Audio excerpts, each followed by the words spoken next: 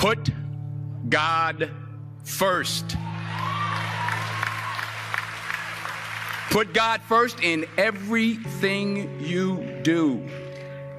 Everything that you think you see in me, everything that I've accomplished, everything that you think I have, and I have a few things, everything that I have is by the grace of God. Understand that. It's a gift. I was sitting in my mother's beauty parlor, and I'm looking in the mirror, and I see behind me this woman under the dryer. And every time I looked up, she was looking at me, just looking me in the eye. And I didn't know who she was, and I said, she said, somebody give me a pen, give me a pencil. I have a prophecy. March 27, 1975. She said, boy, you are going to travel the world and speak to millions of people. Now, mind you, I was flunked out of college.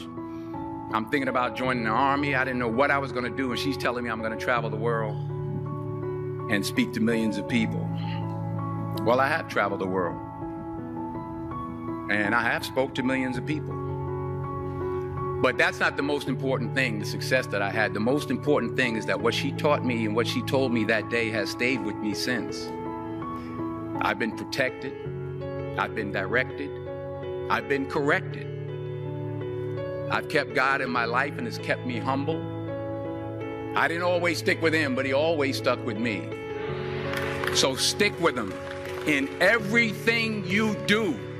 If you think you want to do what you think I've done, then do what I've done and stick with God. Number 2, fail big. That's right. Fail big. Today's the beginning of the rest of your life, and it can be very frightening. It's a new world out there. It's a mean world out there, and you only live once. So do what you feel passionate about. Take chances. But don't be afraid to go outside the box. Don't be afraid to think outside the box. Don't be afraid to fail big, to dream big. But remember, dreams without goals are just dreams.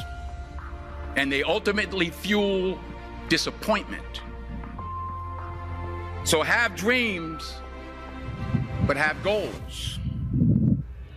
And understand that to achieve these goals, you must apply discipline and consistency. In order to achieve your goals, you must apply discipline, which you have already done, and consistency every day, not just on Tuesday and miss a few days. You have to work at it every day. You have to plan every day. You've heard the saying, we don't plan to fail, we fail to plan. Hard work works. Working really hard is what successful people do. Remember that. Just because you're doing a lot more doesn't mean you're getting a lot more done. Don't confuse movement with progress. My mother told me, she said, yeah, because you can run in place all the time and never get anywhere. So continue to strive, continue to have goals, continue to progress. You'll never see a U-Haul behind a hearse. I'll say it again. You'll never see a U-Haul behind a hearse. I don't care how much money you make, you can't take it with you. And it's not how much you have. It's what you do with what you have. We all have different talents. Some of you will be doctors, some lawyers, some scientists, some educators, some nurses. The most selfish thing you can do in this world is help someone else. Why is it selfish? Because the gratification, the goodness that comes to you, the good feeling that I get from helping others, nothing's better than that.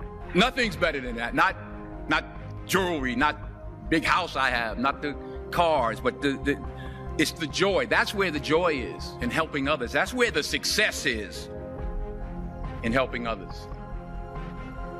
Finally,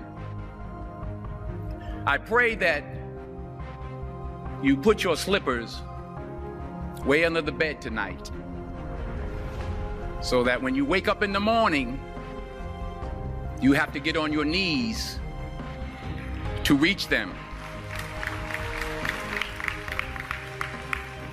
And while you're down there, say thank you for grace. Thank you for mercy. Thank you for understanding. Thank you for wisdom. Thank you for parents. Thank you for love. Thank you for kindness. Thank you for humility. Thank you for peace. Thank you for prosperity. Say thank you in advance for what's already yours. It's how I live my life. That's why I am, one of the reasons why I am today. Say thank you in advance for what is already yours. True desire in the heart for anything good is God's proof to you, sent beforehand to indicate that it's yours already. I'll say it again. True desire in the heart, that itch that you have, whatever it is you want to do, that thing that you want to do to help others and to grow and to make money, that desire, that itch, that's God's proof to you, sent beforehand already to indicate that it's yours. And anything you want good, you can have. So claim it. Work hard to get it. When you get it, reach back. Pull someone else up. Each one, teach one. Don't just aspire to make a living. Aspire to make a difference.